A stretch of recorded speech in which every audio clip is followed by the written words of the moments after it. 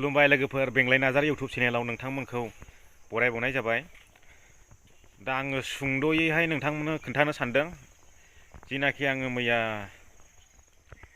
आइनि अपारेशननि थाखाय डनेशननि भिडिअ होदोंमोन। आङो भिडिअखौ सिगां इउटुबाव रिलिज खालामदोंमोन, नाथाय इउटुबाव भिउ जायैलाय आङो डाइरेक्ट फेसबुकाव लाइभ खालामनानै होदों। दा फेसबुकाव लाइभ खालामनायनि उनावनो 6टानिफ्रायनो बिदिनो 200, 300, सोरबा 20 थाखा, सोरबा 50 थाखा, सोरबा 30 थाखा, सोरबा 1000, सोरबा 1500, सोरबा 2000, सोरबा 5000 बिदि नोंथांमोना अननाय हरगासिनो दङ। रावाबो आंनिया गगा मोनदों, गन्थंआ जा थेथे जाना थादों। बेबायदि जाथाय जानायखौ नुनायजों लोगोसे नोंथांमोना ओरैबायदि अननाय हरदोंना, ओरैबायदि स्पिडआव दावखोलांगासिनो दंना अननाया नोंथांमोननि।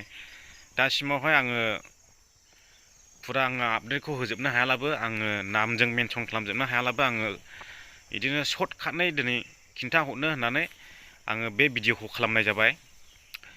दासिमाव एमाउन्टआ थाङा दंनिया जाबाय 17,350 रुपिस टटेल जानानै दङ दा।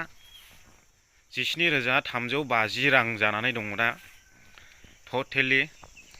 दा समथ' बेखिनिया जानानै दङ आरो अपारेशनाव बेसेबां थांगोन बेखौ आंबो मिथिया। आङो आन्दाज खालामदों, आंनि साननाय बायदिला 70, 80नि खाथियाव थांनो हागौ नामा बेफोरबायदि सानदों आरो आं। दा नायनोसै मा जायो।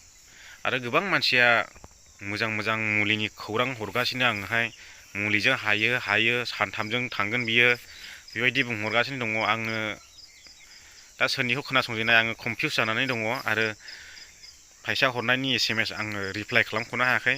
मोनायावबो आं मोजां उन्दुनो मोनाखै, मेगना बुग्लु बुग्लु जाना दं नै। माने आङो ओरैनो SMS रिप्लाइ खालामी मबाइल दैयैनो उन्दुलांखादों, होमब्लाबो हाजोबबावाखै आङो दासिमबो हाजोबाखै। दाबो हरगासिनो दङ, सोरबा सोरबा फैगासिनो दङ 200, 300, 200, 300, 500 बेबायदिनो फैगासिनो दङ। दा आङो रिसिभ खालामगासिनो, जमा खालामगासिनो आङो। जमा जाखांनायनि उनावहाय आङो नोंथांमोननो खौरांखौ होखागोन आरो अनसुंथायाबो फैबायानो थागोन। आङो जेब्ला डक्टरनाव थाङो अब्ला न'निफ्रायनो आङो नोंथांमोननो ब्लग खालामनानै देखायखागोन, नोंथांमोना नुजोबखागोन गासैखौबो। थ' आङो बे सुंद' भिडिअखौ नोंथांमोननो फोरमायहरनो होननानै बानायनाय जाबाय। आरो सोरबाफोर आंजों इउटुबाव साबस्क्राइबबो गैया जानो हागौ, बिथांमोना जायफ्रा अनसुंथाइ हरदों बिथांमोना नुवाखैबो जानो हागौ। अन्नानै भिडिअखौ शेयार खालामलायदो आरो चेनेलखौबो साबस्क्राइब खालामनानै थांदो। आंनि इउटुब चेनेलावबोथ' नोंथांमोननि सापर्टनि गोनांथि दंखायो, बिनि थाखायनो बैसोरबो जायफ्रा अनसुंथाइ हरदों बिथांमोनाबो नुहैजोबथोंसै, बिनि थाखायनो शेयार खालामहरदो। आङो बे भिडिअखौ इउटुबावल' आपल'ड होनाय जाबाय। नोंथांमोननि अननायखौ बावनो हानाय नङा, जेब्लाबो आङो गोसोखांबाय थागोन।